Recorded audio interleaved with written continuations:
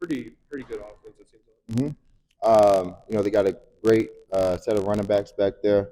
Good skill players on the outside. Pretty tough on the O line. So obviously, want to establish the trenches, stop the run first, and do try to spread you out. Understand the high low kind of system they always do. Whatever coverage we're in, whether it's you know zones, match zones, or man. Understand how they're trying to attack it, and then make sure we're tackling people before the sticks. No leaky yards because they do like to go for it on fourth down a lot. So really just own our calls, continue to try to get turnovers, take the ball away, going to set up offense up, better field position.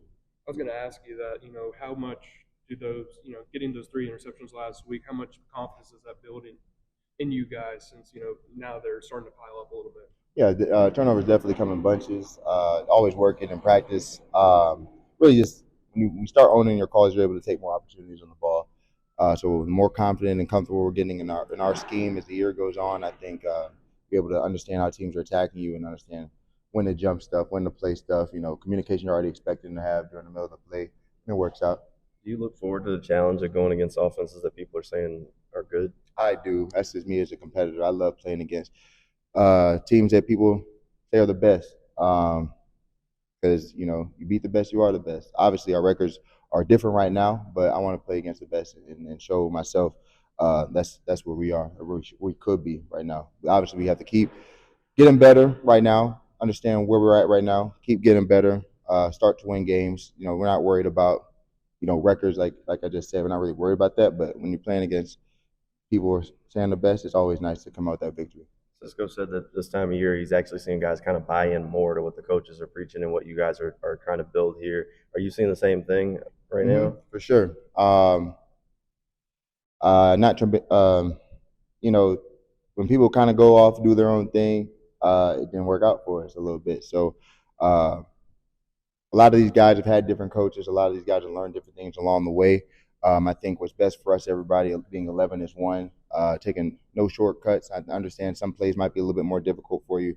Some plays might not have you making the play necessarily, but understanding that Wimby doing your job here lets somebody else be able to do their job. You being here maybe is important for disguise. Communication on here is going to help my boy all the way over there be able to do his job. I think when we all buy into each other, understanding what each of us needs, a little bit of help within the scheme, that's when we're able to play faster. So it's tough when you played so many different places or had so many different coaches, seen so many different schemes. Trusting yourself, trusting your teammates, trusting the coaching, trusting the scheme is always going to be important. Seeing that buy-in this time of the year with how the season has gone, does that just speak to the leadership of the team and kind of the core guys you guys have in the locker room? We have great guys in the locker room. I just want to win more. We have great guys in the locker room. Yeah, so I think it was going to happen eventually, buying in. I think we've all talked about buying in since the jump, but really trusting yourself to all the way fully buy in. It's going to happen naturally with the kind of character guys we got in the locker room.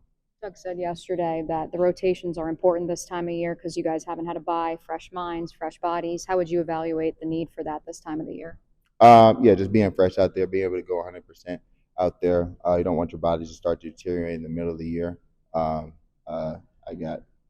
in the linebacker room, we're all playing pretty great. So continue to improve, continue to push ourselves, while understand that when the next guy comes in, it's kind of next man up. But it also pushes yourself to not be the one that's dropping off. So I enjoy the room for sure, and I enjoy how we're playing. They lead the league, the Lions do, in play-action passes. Describe how you prepare for play-action pass, how you dissect it in the moment. Really just continue to study that run tape, understand how the linemen come off during passes, how they come off during play actions, formations where they might look big, but they're really building it up. If you come up expecting the big people run, try to bang the receivers behind you. A lot of it's predicated on stopping the run first, though.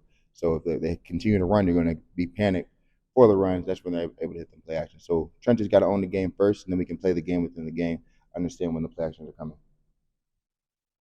Boom, perfect.